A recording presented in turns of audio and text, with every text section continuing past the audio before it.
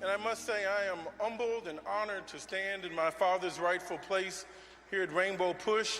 My father is en route to Seoul, South Korea. He believes that you have to take the gospel all over the world. Let us not forget that 4 million people died in the Korean War. That what higher and more noble purpose than to bring nations and people back together. Korean War was a devastating time in our American history, and he's trying to mend those fences. I know President Trump is on to other things. Tapes are coming out. Invitations are being extended to bring Mr. Putin to Washington, D.C. And while Mr. Trump, how dare him challenge the patriotism and the integrity of football players, while he's going abroad and talking about and against our national intelligence agencies. And we do know one thing my father shared with me. When Mr. Putin comes to the White House, on that day, President Donald J. Trump will be in the Lincoln bedroom as a guest, and he will give his bedroom to Mr. Putin.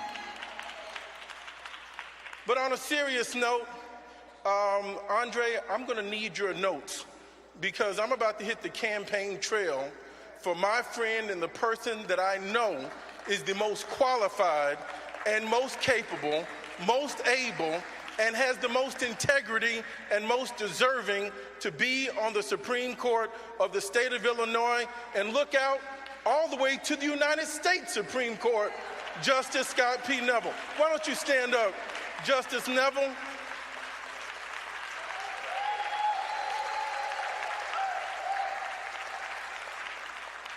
I mean, he's articulate, taller than Abraham Lincoln.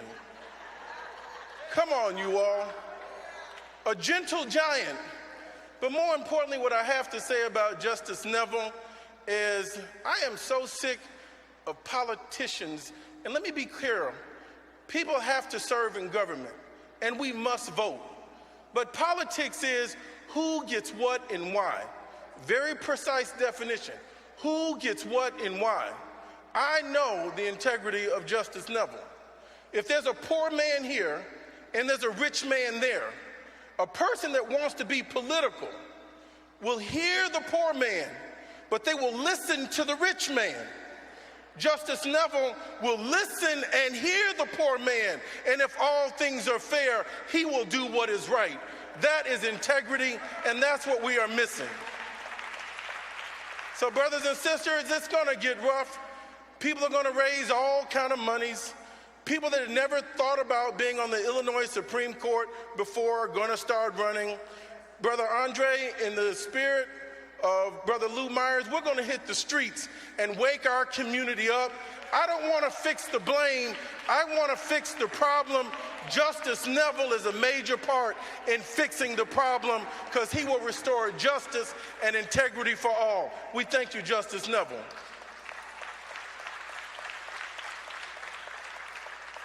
We still have children in cages on our border. But listen here, I am so flabbergasted when people talk about our president. And I'm so thankful to God for my father, the Reverend Jesse Jackson. People say, oh, here comes Jesse again. Oh, Jesse's talking about voting. Oh, Jesse's gonna talk about politics. I don't want him in my pulpit to disturb Reverend Daniels, all of my members. We don't get into politics. Well, let me tell you something.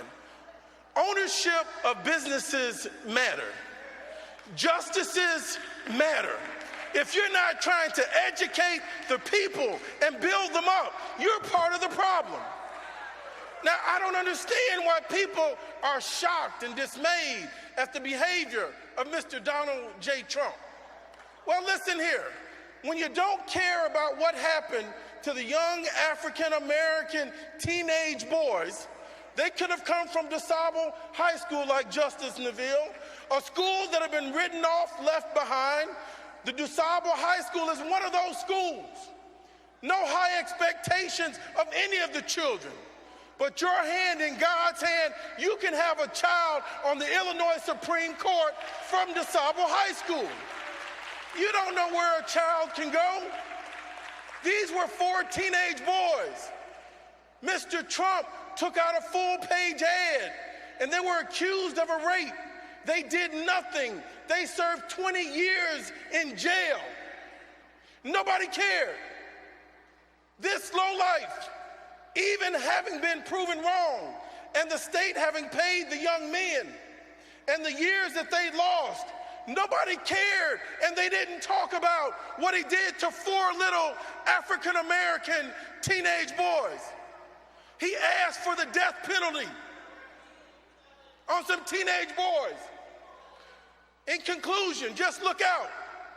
So then when he puts a Mexican out of the press conference, you say nothing. Then when he says he can grab a woman anywhere, you say nothing. Then when he puts some children in cages, you say nothing. Then when a young lady had her hair is mowed down by racist white supremacists in Charlottesville, North Carolina, you say nothing.